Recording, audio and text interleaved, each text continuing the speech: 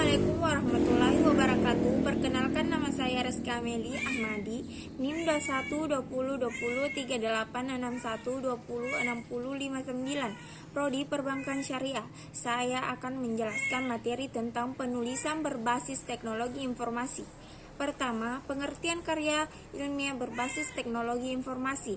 Karya ilmiah dikenali juga dengan sebutan scientific paper, adalah hasil penelitian atau pemikiran yang diterbitkan dan ditulis dengan memenuhi kaidah ilmiah dan etika keilmuan.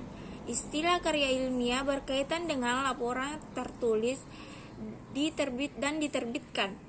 Karya ilmiah berfungsi untuk memaparkan hasil penelitian atau kajian. Kajian dapat dilakukan secara perseorangan atau berkelompok sesuai ketentuan ilmiah yang berlaku. Ketentuan ilmiah melibatkan kaidah dan etika keilmuan yang disepakati dan ditaati oleh masyarakat keilmuan itu sendiri. Karya ilmiah dengan demikian tidak saja berkaitan langsung dengan penelitian, tetapi juga adalah hasil-hasil yang diperoleh dari proses pembelajaran dan pengajaran. Pada kegiatan akademik, banyak kegiatan pembelajaran dan pengajaran yang secara tidak langsung melibatkan penelitian. Dengan pengertian di atas, maka bisa diartikan bahwasanya karya ilmiah berbasis teknologi adalah karya ilmiah yang dibuat dengan bantuan teknologi agar memudahkan para ilmuwan untuk membuat karya ilmiahnya. Teknologi sangat berperan penting dalam kemajuan ilmu pengetahuan.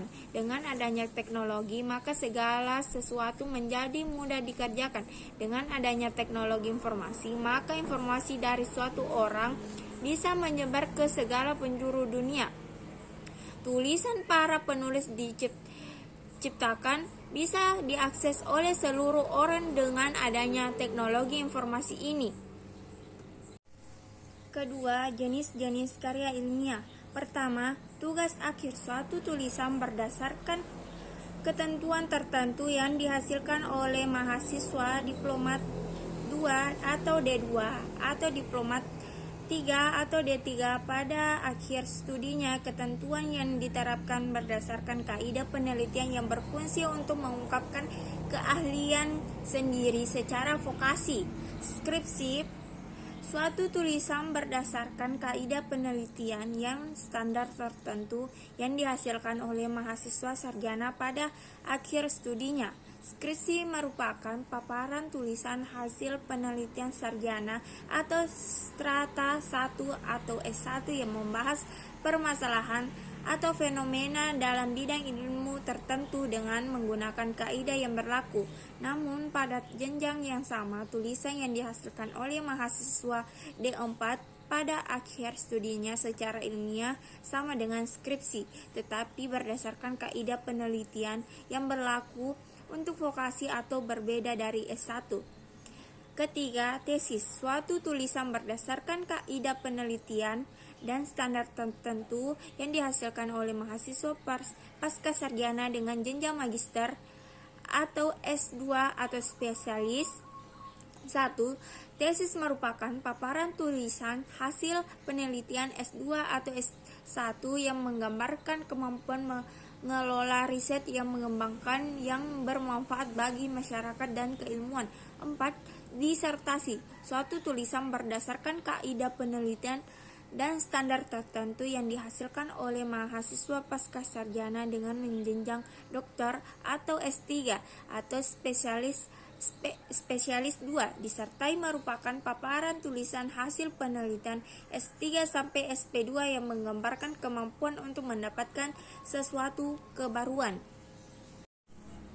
Manajemen referensi aplikasi Mendeley. Pertama, pengertian Mendeley adalah alat untuk mengatur kutipan penelitian dan membuat anotasi artikel PDF yang menyertainya, atau Zhou et al. 2011. Mendeley adalah program komputer dan web yang dikembangkan oleh Elsevier untuk mengelola dan berbagai makalah penelitian, mencari data penelitian, dan bekerja secara daring. Kedua, fungsi Mendeley. Ada beberapa fungsi Mendeley antara lain: pertama, manajemen literatur ilmiah. Kedua, membuka file PDF literatur.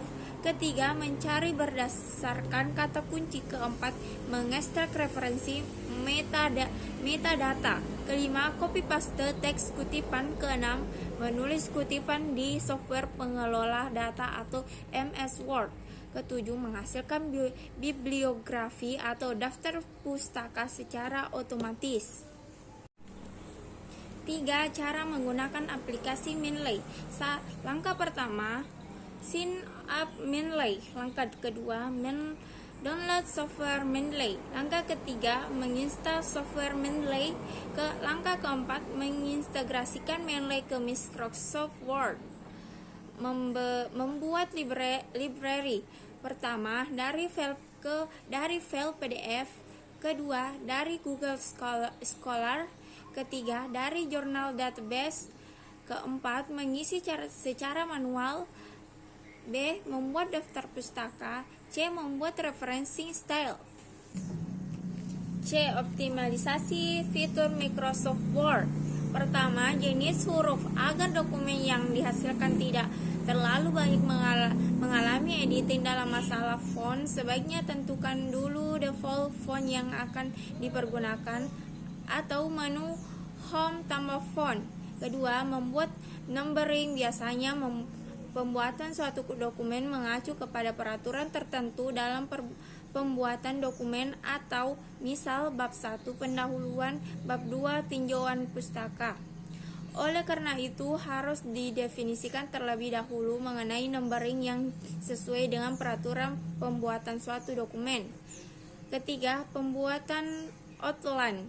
Biasanya bekerja dengan dokumen view berupa outline atau menu view tambah dokumen, view tambah outline.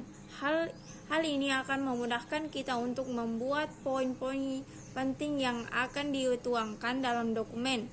Keempat, pemakaian break section.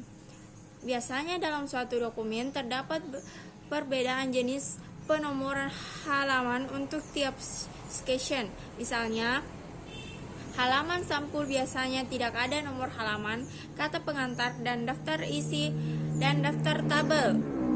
Diberi nomor halaman jenis I2 dan 3. Bab 1 dan sebagainya diberi nomor 1, 2, dan 3. Oleh karena itu, untuk setiap pergantian jenis halaman tersebut diberikan break section. Kelima, penomoran halaman. Seperti yang telah disebut pada poin 4, maka penomoran halaman akan menggunakan fasilitas break section.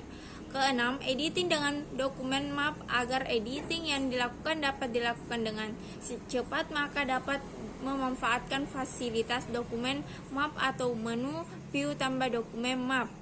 Ketujuh, menggunakan style. Penggunaan style di dalam dokumen bisa menjadi sangat penting. Salah satunya, keuntungan penggunaan style adalah mengurangi waktu editing. 8. Membuat cover. Terdapat beberapa desain cover pack atau sampul halaman yang telah disediakan oleh MS Word. Kamu tinggal menata ulang dengan mengedit kata maupun kalimat yang ada sesuai dengan kebutuhan. 9. Membuat daftar dan isi daftar gambar. 10.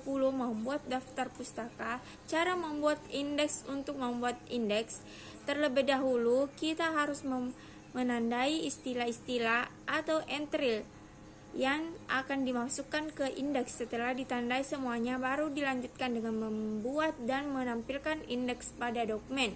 Pertama, menandai entry untuk indeks. Kedua, membuat indeks. Ketiga, edit atau informat entry untuk indeks.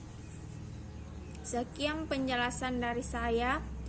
Wassalamualaikum warahmatullahi wabarakatuh.